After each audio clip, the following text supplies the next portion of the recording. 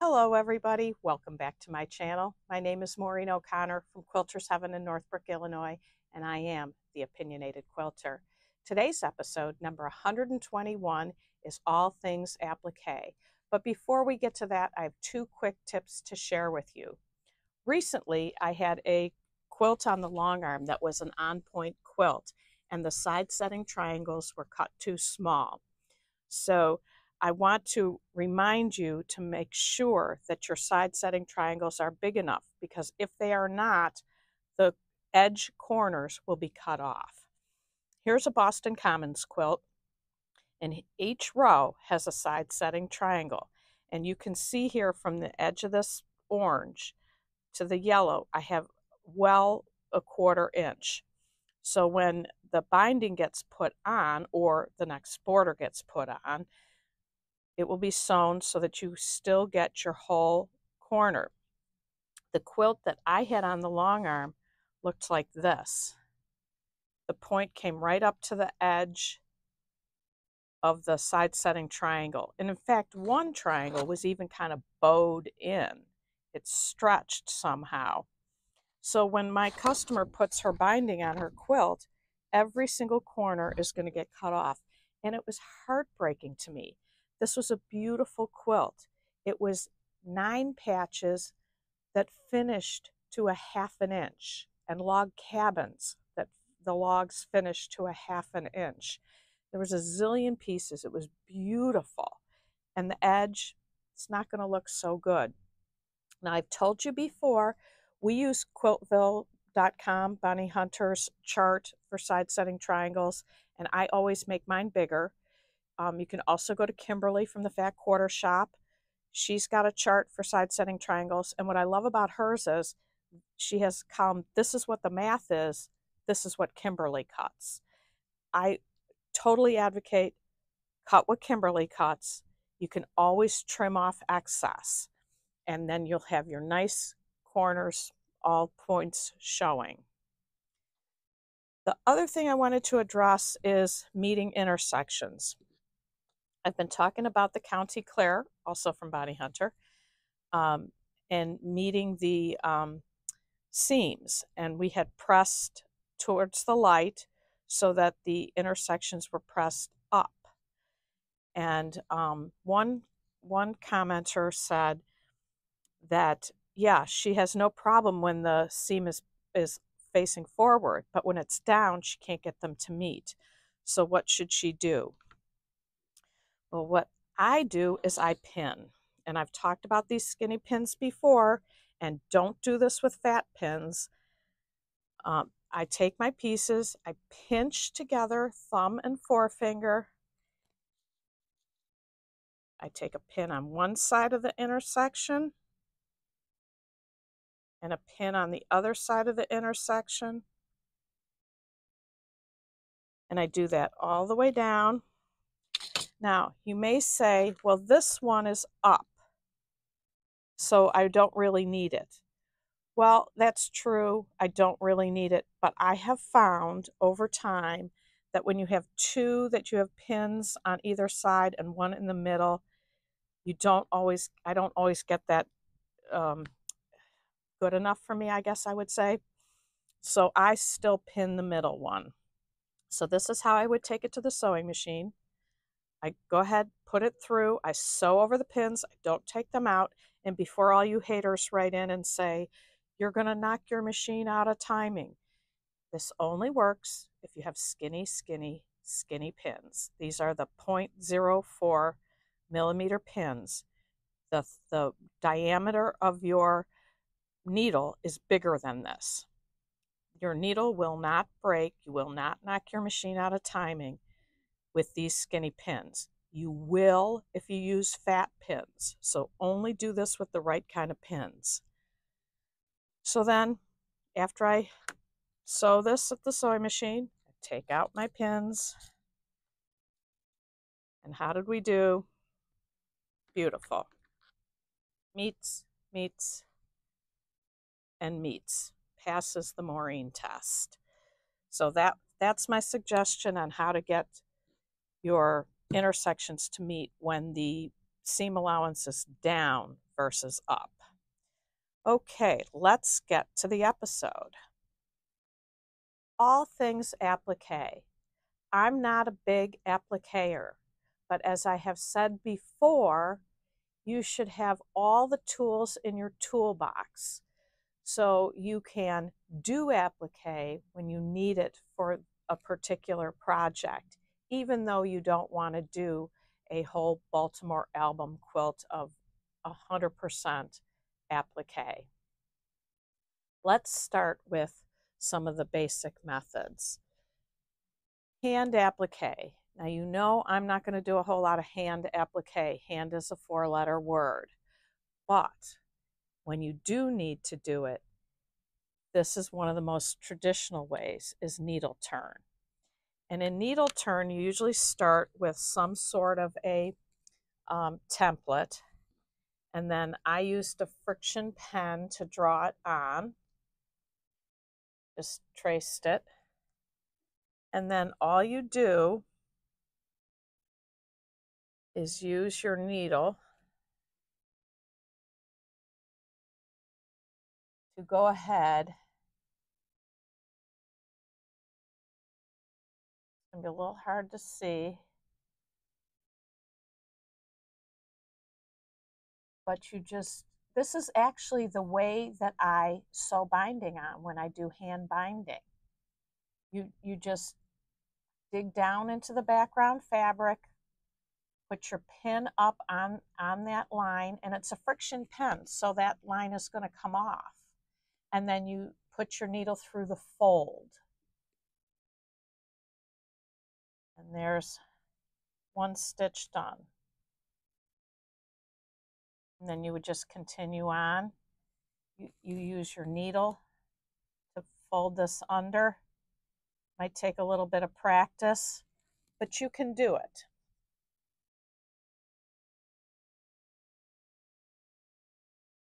The next method that I see people use is a freezer paper method. And in the freezer paper method, I used the exact same template to cut freezer paper pieces. And then you put the freezer paper waxy side up, flat side down, and then you fold it over and press it. So you get something that looks like this here. Now you do need to clip your edges here. I think you can see it here, how they're clipped. And you press them all down all the way around, and then you applique it the same way as this. Just don't go through the freezer paper. You pull it off, you can use it again. Another method is using fusible interfacing, and I know people like this a lot. I've never been much of a fan, but you take fusible interfacing and the fabric that you want to use for applique. You put the fusible side down onto the right side of the fabric. In fact, I should flip this out to show you. This is how you start. Sorry about this. I should have had it this way when I started. So I have the fusible interfacing with the fusible side, right side down to the fabric. There's your wrong side of your fabric. I drew a circle and sewed around it. And then I cut this open, and then I turn it right side out. So now the fusible side is on the outside. So then you take this fusible side, fuse it onto what you want to applique it to, and then sew down around again, pretty much like you did here. So these three are all very similar, just different ways of getting there. I know one way I learned was using a template. This template being one you can iron on, a heat-resistant template. and soaking your fabric in starch and then putting it around here just like I did the freezer paper, pressing, take out your template, and then applique. So there's probably even more ways to do it than that. But there's just so many ways to do applique. You just have to find out what you like to do. I personally don't really care much for any of them, but I use them when I have to use them. The last one I have listed here is reverse applique. And this behind me here, Linda made. She's the woman who did the helping choose the fabric when we said how to choose fabric.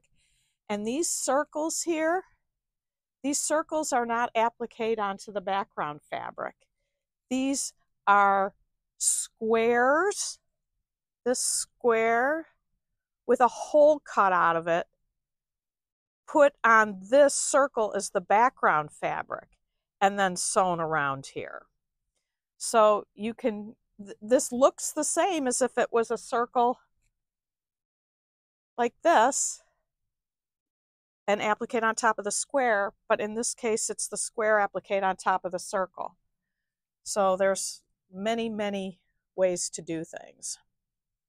Now, let's get to the way that if I'm going to applique, I'm going to do it.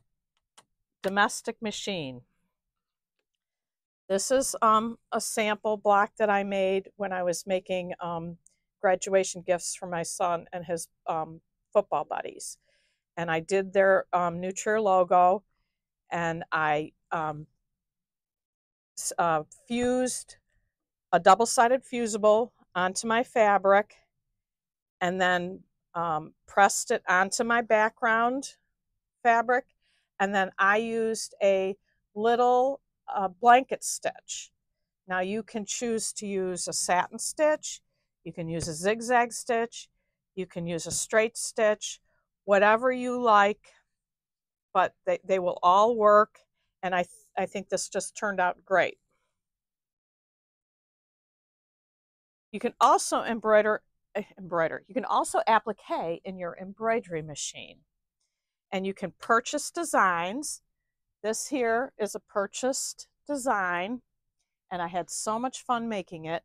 And in these cases, the pattern goes ahead and stitches you a placement line to put down your fabric, and then it stitches down an outside line, and then you cut out the excess fabric, and then it does the satin stitch around it to finish it off. And to me, that's like perfect, because I can't do that perfect satin stitch on the domestic machine. I really, for that perfect satin stitch, I need the embroidery machine. If I'm going to do it on a domestic, I'm going to use the blanket stitch. You can also create your own designs, and that is the technique that I've been trying to master from Becky from Power Tools with Thread. She calls it Snapplique. And let me quick grab my sample. I meant to have it over here. This is my first attempt at Snapplique, and this is Kermit that I got from a real old book. It is so not perfect. My satin stitch isn't wide enough to cover the green fabric here, but I've learned a lot so far. I still have to finish his eyes and then put the black on top of it. But this is the technique, and I would love to really get good at it, because while I love the purchase designs, you can do whatever you want here. And you use your brother scan and cut to cut your pieces. And then Becky uses Embrilliance for software. I'm trying to learn how to do it with the Bernina software and do it from my brand new, beautiful Bernina 990 machine. If I can perfect it, I'll show it to you. But for now, this is what I have so far, a halfway done Kermit. So those are the basic ways of applique. Like I said earlier, there's many more ways, I'm sure, and whatever works for you, you should do what works for you. I'd just like to point out a couple little things. I always say you need to have all the tools in your toolbox. And I want to point out on Lori Holt's scarecrow that I did, in addition to adding a foundation paper piece block, I also added these maple leaves. And in the maple leaf block, these are appliqué. So you don't want to prevent yourself from making the quilt that you want to make because there's a technique that you can't do. So it's really simple to do little pieces like this. Don't not add something because you don't know the technique. So appliqué is really good tool to have in your toolbox. Now it is time for the winner of the Fat Eighth Christmas bundle with the Charm Square pack. And the winner is Sharon Teft 559. Please email me at quiltersheaveninc@gmail.com your address so that I can get that out to you. And this week's giveaway is a big one. I'm not even going to open it up all the way. This is half of it. This is a design from Julie Herman of Jaybird Quilts. It's 57 by 64. There's nothing wrong with it. It was done by one of my staff. It's just I have too many to quilt. I don't feel like I'll ever get to that one. Oh, and before you decide you want it, it does have this edge. So you either have to choose to fill in the triangle or whack off part of the edge. And that's something that I hate doing that. So you make the decision, you win it, it's yours, you get to do with it what you want. So remember, like, comment, subscribe, and in the comment, write Jaybird Quilts, and we'll pick a winner next week for this quilt. So that's it. I want to thank all of you for watching. Keep the comments coming and ideas for topics for me to cover. This applique was a suggestion from a viewer. So keep them coming. And until next time, happy sewing.